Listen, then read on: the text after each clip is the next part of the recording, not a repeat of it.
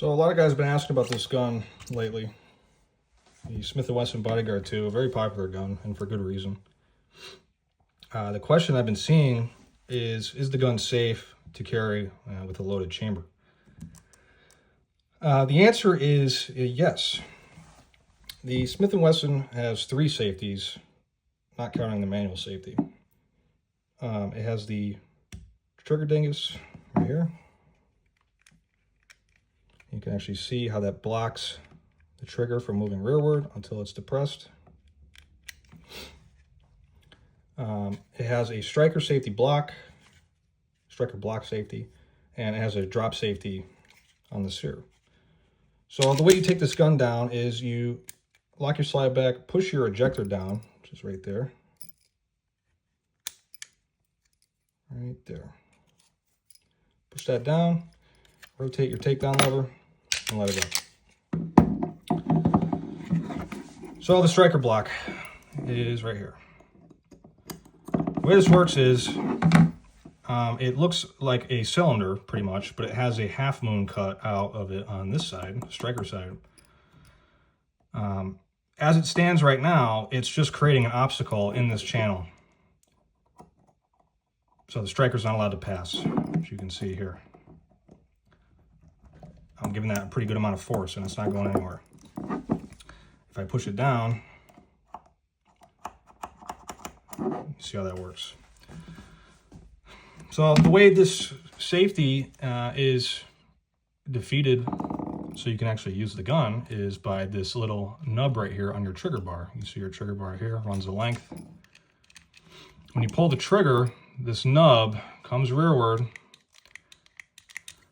slides right over this plunger, and pushes it into the slide, allowing the striker to pass.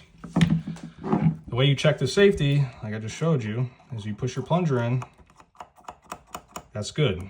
Now, you hear it click when it comes out when I'm not holding it. Now I should not be able to go forward. And I'm really killing it here. So there's that. The drop safety. Here's your sear interface right here. And whatever this is called, I don't know what Smith & Wesson calls it, but that is connected to the trigger bar by this link right here. You can see it moving. When you pull the trigger, that moves rearward. Well, why do they do that? They do that because the sear interface, you can see how it's wider at the front or the end of it, and then thinner. This shape of this part is designed to accommodate this. So when it comes rearward, everything is free. It's allowed to move forward, like so, forward and down. All right. So what happens is when your slide is cycling rearward and then back forward, the striker lug is going to catch right here.